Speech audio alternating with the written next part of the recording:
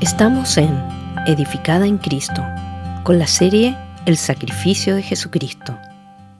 En la sesión anterior estuvimos meditando en la escena del huerto de Getsemaní, la prensa de aceite, y vimos la angustia de Jesús ante la inminente separación con el Padre, a causa de las transgresiones de la humanidad, y que Él mismo cargó. Hoy estaremos en una escena injusta, llena de maldad, que corresponde al arresto y juicio de Cristo. A partir del huerto de Getsemaní, en menos de 12 horas, Jesús pasó por un juicio judío y un juicio romano. Fue declarado culpable, fue condenado a muerte y lo crucificaron. Todo sucedió muy rápidamente. Hoy, al ver el juicio de Cristo, de nuevo, nos damos cuenta de que es algo que lo hace incomparable. Al ver su juicio, debemos reconocer que no hay nadie como Él. Vamos a poner los 4 evangelios juntos para poder obtener el cuadro completo del juicio de Jesús. No está nada clara cuál fue la secuencia exacta y cuáles fueron todos los detalles. Sin embargo, los expongo en 3 etapas con el juicio judío y 3 etapas para el juicio romano, como lo enseña un estudio cronológico de la vida de Jesús de James Taylor. En el sitio web www.edificadaencristo.com te dejo todos los textos bíblicos. Aquí solo leeremos algunos. Comenzaremos con la primera etapa del juicio judío, el examen de Anás, y vamos a leer Juan capítulo 12, del versículo 12 al 14. Entonces la tropa romana, el comandante y los guardias de los judíos prendieron a Jesús, lo ataron y lo llevaron primero ante Anás, porque era suegro de Caifás, que era sumo sacerdote ese año. Caifás era el que había aconsejado a los judíos que convenía que un hombre muriera por el pueblo. Y también vamos a leer en Juan capítulo 12, del versículo 19 al 23. Entonces el sumo sacerdote interrogó a Jesús acerca de sus discípulos y de sus enseñanzas. Jesús le respondió: Yo he hablado al mundo públicamente. Siempre enseñé en la sinagoga y en el templo, donde se reúnen todos los judíos, y nada he hablado en secreto. ¿Por qué me preguntas a mí? Pregúntales a los que han oído lo que hablé. Estos saben lo que he dicho. Cuando dijo esto, uno de los guardias que estaba cerca dio una bofetada a Jesús diciendo: ¿Así respondes al sumo sacerdote? Jesús le respondió: Si he hablado mal, da testimonio de lo que he hablado mal, pero si hablé bien, ¿por qué me pegas? Bien, aquí tenemos este primer juicio. Se inició en medio de la noche, después de la detención de Jesús. La primera parte de ese juicio fue un examen informal de Anás, que era un ex sumo sacerdote y suegro del sumo sacerdote que ejercía en ese momento. Jesús es interrogado acerca de sus enseñanzas, las cuales eran públicas y cualquiera podría dar testimonio de ellas. Y aquí recibe su primer golpe. Avanzando a la segunda etapa del juicio judío, ahora Jesús está ante Caifás y el Sanedrín. Y vamos a leer en Juan capítulo 18, versículo 24. Anás entonces lo envió atado a Caifás, el sumo sacerdote. Y en Mateo capítulo 26, versículo 57 leemos: Los que prendieron a Jesús lo llevaron ante el sumo sacerdote Caifás, donde estaban reunidos los escribas y los ancianos. Y también en Mateo 26, de los versículos 59 al 68, leemos: Y los principales sacerdotes y todo el concilio procuraban obtener falso testimonio contra él, con el fin de dar muerte a Jesús. Y no lo hallaron, a pesar de que se presentaron muchos falsos testigos. Pero más tarde se presentaron 2, que dijeron: Este declaró: Yo puedo destruir el templo de Dios y en 3 días reedificarlo. Entonces el sumo sacerdote, levantándose, le dijo: ¿No responden nada? ¿Qué testifican estos contra ti? Pero Jesús se quedó callado. Y el sumo sacerdote le dijo: Te ordeno por el Dios viviente que nos digas si tú eres el Cristo, el Hijo de Dios. Jesús les contestó: Tú mismo lo has dicho. Sin embargo, a ustedes les digo que desde ahora verán el Hijo del Hombre sentado a la diestra del poder y viniendo sobre las nubes del cielo. Entonces el sumo sacerdote rasgó sus vestiduras, diciendo: «Ha blasfemado. ¿Qué necesidad tenemos de más testigos? Ahora mismo ustedes han oído la blasfemia. ¿Qué les parece? Él es digno de muerte», le contestaron. Entonces le escupieron en el rostro y le dieron puñetazos, y otros lo bofeteaban y le decían: «Adivina, Cristo, ¿quién es el que te ha golpeado?». Recuerden que estas cosas están sucediendo en la noche y muy rápidamente. El Sanedrín era el equivalente a la Suprema Corte judía. Estaba compuesto por los principales sacerdotes, los escribas y los ancianos, unos 70 miembros, más el sumo sacerdote. Pero solo tenía que haber 23 miembros para que hubiera quórum, por lo que no sabemos si los 70 estaban allí presentes para el juicio de Jesús, porque tenían que haber por lo menos 23. No sabemos más que eso. Ahora, el sistema legal judío estaba basado en la ley de Moisés. Era bien conocido por su compromiso con la justicia y con la equidad. Y leamos en Deuteronomio, capítulo 16, de los versículos 18 al 20. «Nombrarás jueces y oficiales en todas las ciudades que el Señor tu Dios te da, según tus tribus, y ellos juzgarán al pueblo con justo juicio. No torcerás la justicia, no harás acepción de personas, ni tomarás soborno, porque el soborno ciega los ojos del sabio y pervierte las palabras del justo. La justicia, y solo la justicia buscarás, para que vivas y poseas la tierra que el Señor tu Dios te da». Cuando leemos acerca del juicio de Jesús, te das cuenta de que violaba el sistema legal que Dios les había dado.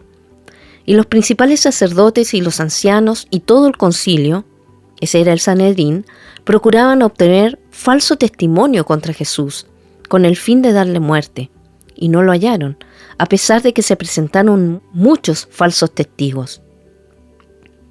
El juicio de Jesús ante las autoridades religiosas judías fue una burla a la justicia, fue un tribunal ilegal. Se violaron casi todos los procedimientos legales que se habían puesto en marcha sobre la forma en que un juicio a un hombre judío debía llevarse a cabo. Hubo una ilegalidad y una irregularidad tras otra a lo largo de todo el proceso.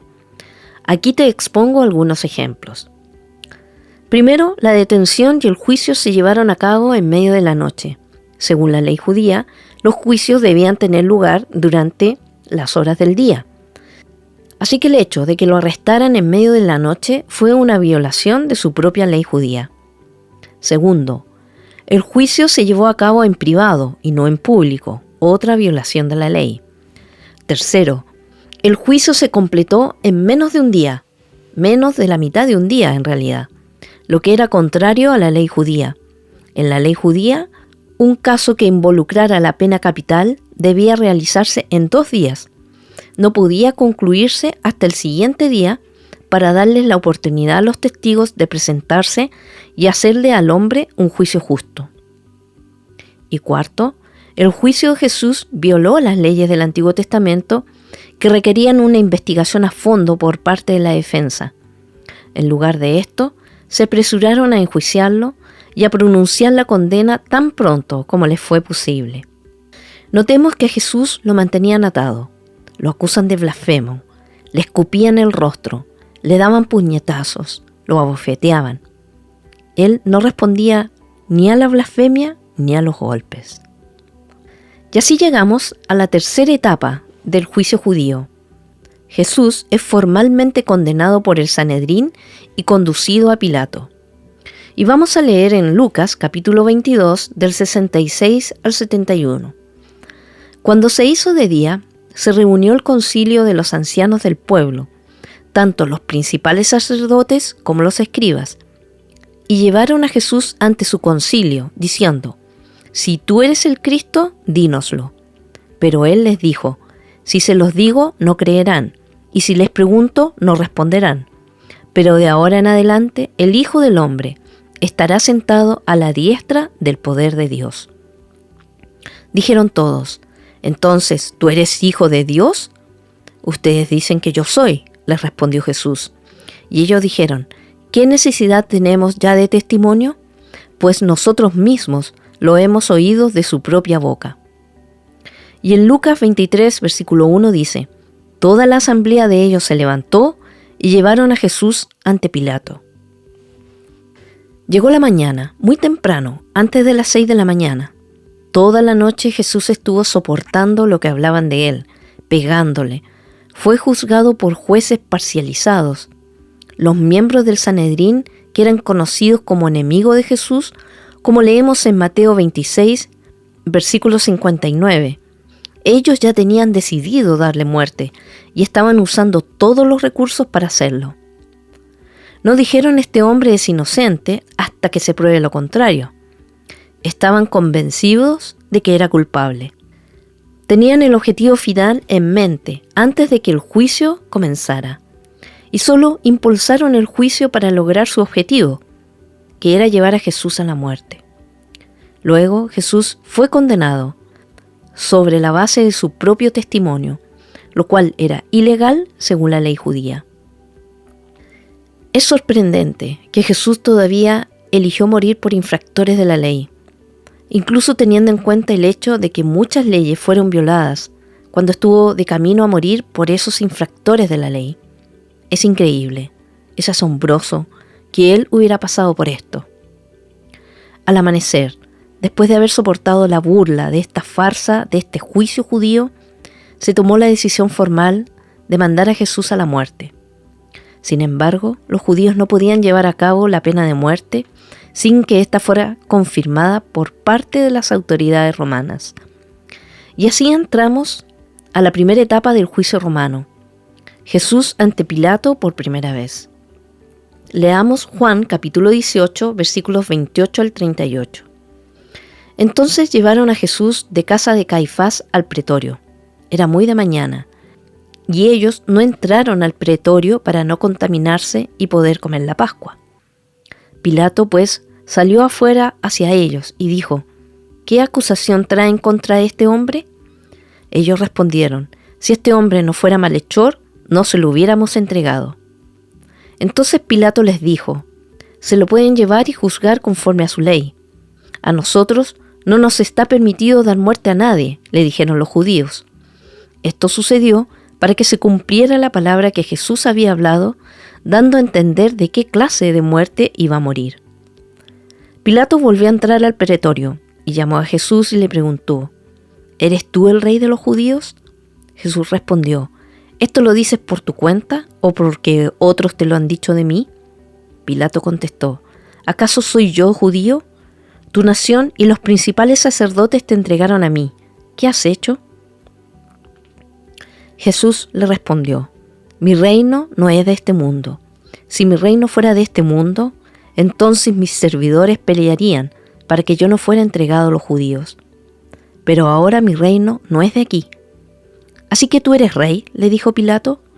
Tú dices que soy rey, respondió Jesús. Para esto yo he nacido y para esto he venido al mundo, para dar testimonio de la verdad. Todo el que es de la verdad, escucha mi voz. Pilato le preguntó: ¿qué es la verdad? Y habiendo dicho esto, salió otra vez a donde estaban los judíos y les dijo: yo no encuentro ningún delito en él. Y en Lucas capítulo 23, versículos 1 al 5. Toda la asamblea de ellos se levantó y llevaron a Jesús ante Pilato y comenzaron a acusar a Jesús, diciendo: hemos hallado que éste pervierte nuestra nación prohibiendo pagar impuestos a César y diciendo que él mismo es Cristo, un rey. Pilato preguntó a Jesús: ¿eres tú el rey de los judíos? Tú lo dices, le respondió Jesús. Entonces Pilato dijo a los principales sacerdotes y a la multitud: no encuentro delito en este hombre.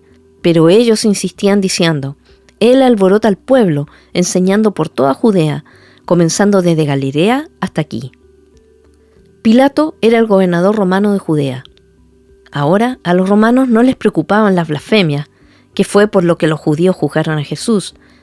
Fue como: esa es tu religión, eso no nos importa. Así que los líderes judíos, cuando llevaron a Jesús a Pilato, cambiaron los cargos de blasfemia por los de sedición, que sí era un crimen para los romanos.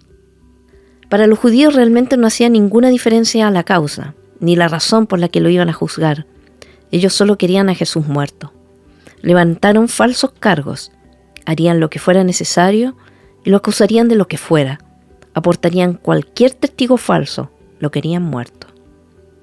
Los judíos fueron impulsados por el orgullo, por la avaricia y los celos. Jesús tenía seguidores que ellos no tenían, y Él los estaba haciendo quedar mal. Los estaba cuestionando, los estaba llamando hipócritas, sepulcros blanqueados y denunciando los problemas que tenían. La conclusión de Pilato después de probar o juzgar a Jesús fue simplemente: yo no encuentro ningún delito en este hombre, no veo nada en él que sea digno de muerte. Pero para los líderes judíos, esta no era una respuesta aceptable. Los líderes judíos insistían en que el hombre era un alborotador y una amenaza para el César. Y ahí entonces los oídos de Pilato se abrieron. Eso le importaba, así que cuando Pilato se enteró de que Jesús era Galileo, del distrito norte de Israel, que pertenecía a la jurisdicción de Herodes, decidió enviar a Jesús a la corte del rey Galileo, que se encontraba en Jerusalén. Y así entonces encontramos la segunda etapa del juicio romano, Jesús ante Herodes Antipas. Y vamos a leer en Lucas capítulo 23, versículos 6 al 12. Cuando Pilato oyó esto, preguntó si el hombre era Galileo. Al saber que Jesús pertenecía a la jurisdicción de Herodes, lo remitió a Herodes, que también estaba en Jerusalén en aquellos días. Al ver a Jesús, Herodes se alegró en gran manera, pues hacía mucho tiempo que lo quería ver por lo que había oído hablar de él, y esperaba ver alguna señal que él hiciera. Lo interrogó extensamente, pero Jesús nada le respondió. Los principales sacerdotes y los escribas también estaban allí, y lo acusaban con vehemencia. Entonces Herodes, con sus soldados, después de tratar a Jesús con desprecio y burlarse de él, lo vistieron con un espléndido manto. Después Herodes lo envió de nuevo a Pilato. Aquel mismo día, Herodes y Pilatos se hicieron amigos, pues antes habían estado enemistados el uno con el otro. En esta segunda fase del juicio romano, Jesús estaba bajo la jurisdicción de Herodes. Me imagino que Pilato estaba más que contento de tener este molesto caso fuera de sus manos. Ahora bien, hay diferentes Herodes, así que esto puede ser un poco confuso. Este era Herodes Antipas, que fue el rey que había decapitado a Juan el Bautista. Él era hijo de Herodes el Grande, quien había sido el que había ordenado la masacre de los niños judíos hacía 30 años. Vemos pues todo un legado de violencia, de odio y de un comportamiento extraño en lo mejor de esta línea de Herodes. Herodes se alegró de ver a Jesús. Él había oído hablar mucho de él, pero no había tenido la oportunidad de conocerlo. Y durante mucho tiempo había esperado para ver a Jesús. Las Escrituras nos dicen que había estado esperando ver a Jesús hacer un milagro. Entonces Herodes interrogó a Jesús por algún tiempo, pero Jesús no contestó ninguna de las preguntas de Herodes. Así que finalmente, después de haberse burlado de Jesús y de tratarlo con desprecio, Herodes lo envía de vuelta a Pilato para la tercera fase del juicio romano. Tercera etapa del juicio romano. Pilato de mala gana sentencia a Jesús a la crucifixión. Y vamos a leer en Lucas capítulo 23, del 13 al 25. Pilato convocó a los principales sacerdotes, a los gobernantes y al pueblo, y les dijo: me han presentado a este hombre como uno que incita al pueblo a la rebelión. Pero habiéndolo interrogado yo delante de ustedes, no he hallado ningún delito en este hombre de las acusaciones que hacen contra él. Ni tampoco Herodes, pues nos lo ha remitido de nuevo, ya que nada ha hecho que merezca la muerte. Por lo tanto lo voy a castigar y después lo soltaré. Y tenía obligación de soltarles un preso en cada fiesta. Pero todos ellos gritaron a una: ¡fuera con este y suéltanos a Barrabás! Barrabás había sido echado en la cárcel por un levantamiento ocurrido en la ciudad y por homicidio. Pilato, queriendo soltar a Jesús, les volvió a hablar, pero ellos continuaban gritando: ¡crucifícalo, crucifícalo! Y él les dijo por tercera vez: ¿por qué? ¿Qué mal ha hecho éste? No he hallado en él ningún delito digno de muerte, por tanto lo castigaré y lo soltaré. Pero ellos insistían pidiendo a grandes voces que fuera crucificado, y sus voces comenzaron a predominar. Entonces Pilato decidió que se les concediera su demanda, y soltó al que ellos pedían, al que había sido echado en la cárcel por insurrección y homicidio, pero entregó a Jesús a la voluntad de ellos. Y en Juan capítulo 19, versículos 13 al 16, leemos: Entonces Pilato, cuando oyó estas palabras, sacó fuera a Jesús, y se sentó en el tribunal, en un lugar llamado el Empedrado, y en hebreo Gábata. Y era el día de la preparación para la Pascua, eran como las 6 de la mañana, y Pilato dijo a los judíos: Aquí está su rey. ¡Fuera, fuera, crucifícalo!, gritaron ellos. ¿He de crucificar a su rey?, les dijo Pilato. Los principales sacerdotes respondieron: No tenemos más rey que César. Así que entonces Pilato lo entregó a ellos para que fuera crucificado. Así que aquí está Jesús, que no había hecho nada malo. Y dicen: Queremos verlo muerto. Suéltanos a Barrabás, un hombre que era un insurgente, conocido y asesino. Queremos que lo dejen en libertad, suéltenlo. Reflexionemos un momento. En primer lugar, los que traicionaron, juzgaron y condenaron a Jesús eran culpables de traición contra el Santo de Dios. Ellos fueron culpables, tanto los judíos como los romanos. Pero esto es lo que debemos recordar, que estaban cumpliendo el plan que Dios había orquestado para que pudieran ser redimidos de sus pecados. Imagínate, piensa en esto. Ellos eran culpables, no tenían excusa. Enviaron a Cristo a la muerte. Asesinaron al Santo de Dios. Pero también estaban cumpliendo con el plan que Dios había diseñado desde la eternidad pasada, con el fin de que pudieran ser expiados sus pecados. En segundo lugar, veo que el juicio de Jesús es una apologética, o sea, una defensa poderosa del hecho de que Él verdaderamente no tenía pecado. Su juicio demostró su inocencia, claramente. Pablo lo explica en Antioquía, en Hechos capítulo 13, versículo 28. Aunque no hallaron causa para dar muerte a Jesús, pidieron a Pilato que lo mandara a matar. Pilato era un gobernador experimentado, sabía cómo darse cuenta de quién era culpable y quién no. Sabía que Jesús no era culpable. E incluso en la valoración secular de este líder pagano, encontramos la verdad de que Jesús fue sin pecado. Entonces, cuando las autoridades o personas nos ofendan, abusen de su poder y mientan, recordemos a Jesús ante Herodes, ante Pilato, ante el Sanedrín, y esto puede consolar nuestras almas. Él ya ha estado allí, ha experimentado eso, Él lo hizo por nosotros, lo que me lleva a este punto importante. El juicio, una vez más, señala el carácter sustitutivo de la obra de Cristo al salvarnos. El Santo Hijo de Dios soportó los juicios, que eran falsos, como representante de los pecadores. Se quedó allí, en nuestro lugar, llevando nuestros pecados. Fue a juicio por nuestros pecados. Estaba allí de pie, no solo siendo juzgado por los gobernantes humanos, sino también siendo juzgado como mi representante por Dios, de pie en mi lugar, juzgado por mis pecados. Así que un hombre culpable que merecía morir, es decir, Barrabás, fue liberado, como nosotros fuimos liberados.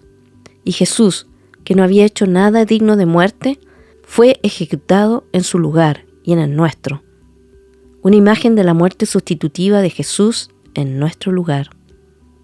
Al considerar el juicio de Cristo, recuerda que en su juicio terrenal Jesús fue juzgado, pero un día el cuadro cambiará y Él será el juez supremo que hará un juicio justo.